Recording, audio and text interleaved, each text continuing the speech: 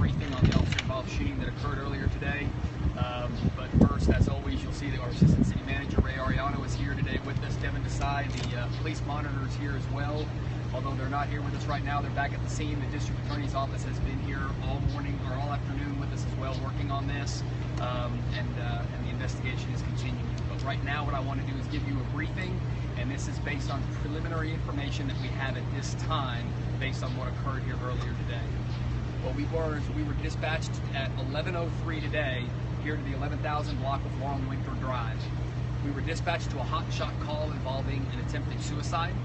We had a caller report in that there was a male outside with a gun, waving it around in an erratic fashion, not necessarily pointing it at anybody, but waving it around, and they called this in as a disturbance. We got further information that this caller stayed online, and at 2 minutes later, at 11:05, they indicated they could no longer see the subject, that he had walked out of their area of vision. And then at 11:06, they gave us the last direction of travel. So we had officers en route up here based on that initial call.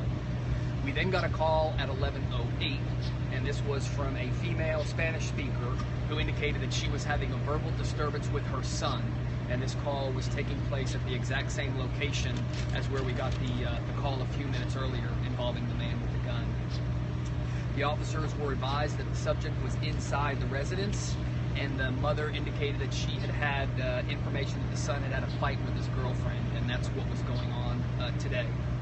Our first officer arrived at 11:12 a.m., and they waited for additional backup. They did not want to approach with the information that we had, understanding that we may have a man potentially barricaded with a weapon. They waited for additional officers, and we had additional officers arrive.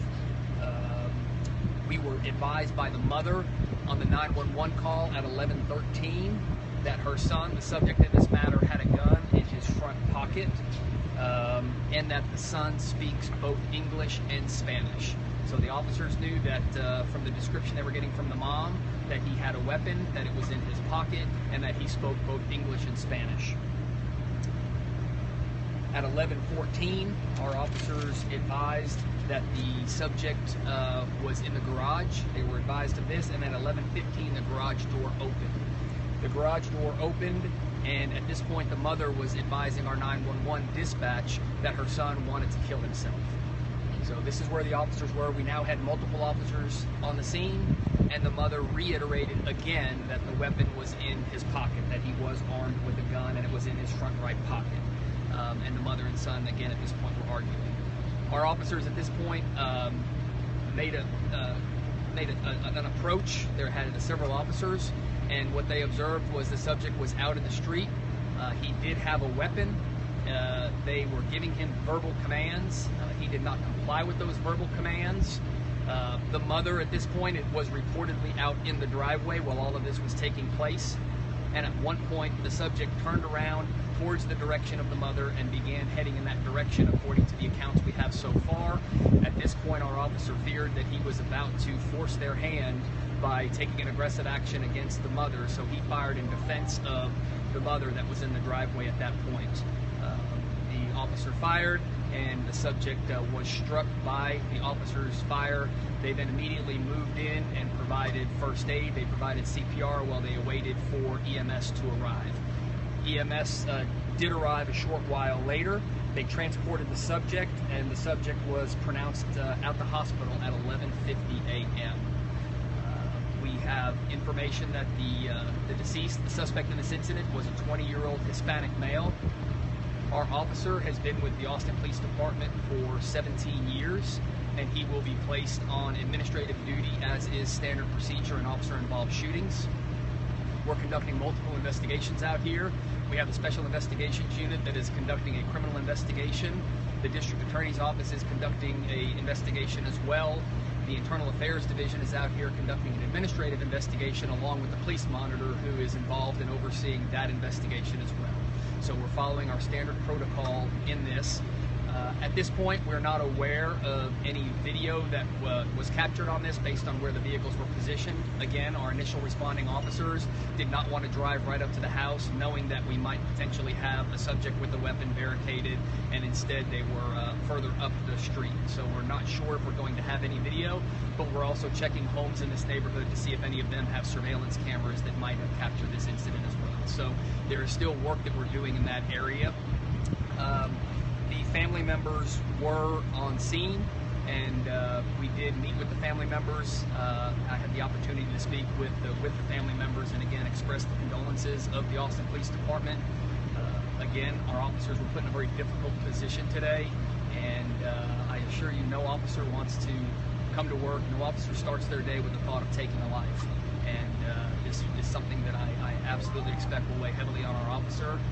But again, we've expressed our condolences to the family, and we've offered them the victim services and the counseling services that we can as we work through this incident.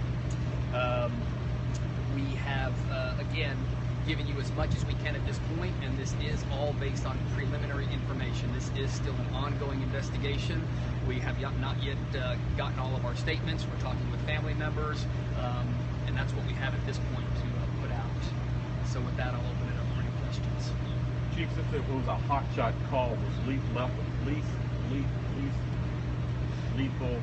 options available in this situation? So that'll be part of the investigation. I know that we had multiple officers that formed up and made an approach team, what we call a react team, and I'm not sure if there was an officer with a less lethal in their possession at that time or not. I know that our officer that did fired a patrol rifle. It was the weapon that was used. You said that he turned around to his mother, and there was a fear again of what would happen. If you could reiterate that point of what drew that concern when he turned back towards mom. So what we have, again, we've got very preliminary information here, but the officer reported that the subject was not complying with their commands, multiple commands. The subject was telling them to shoot him, and so the officers realized the volatility of the situation they were dealing with.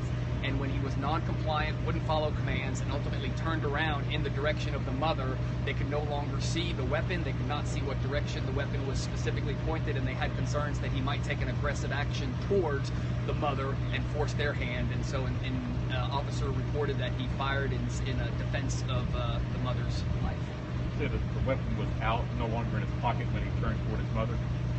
He had the weapon in his hand, yes. And clarify something for me in regards to where this all began. Did it all begin at this one house, or did it start at a different location with the girlfriend and then move here? This call, when we got it, was a hot shot to this house that we're at today. So if there was something earlier in the day, whether there was a disturbance, I'm not aware of that. Our involvement in this started here today at the residence that we were at. So the other female, it started off with a call from a female, and then the mother, are they one and the same, or are we talking two different women in this thing? The initial call was somewhere from here in the neighborhood, just someone who observed a man out here with a weapon, and so that was where the initial information was coming, and then within minutes we got the phone call from the person who identified themselves as his mother. So those were the two calls that we had. And apparently a breakup between her son and his girlfriend? The mother made comments that was what was going on with the son, that he had been in an argument, a fight, something with his girlfriend. Have we found that, don't forget the girlfriend, is she okay? That's part of the ongoing investigation. I have no information that she's not, but that's what we're tracking down. Last question. Does this person have a prior record? I don't have that information today. That'll all be part of the ongoing investigation. Thank you all very much.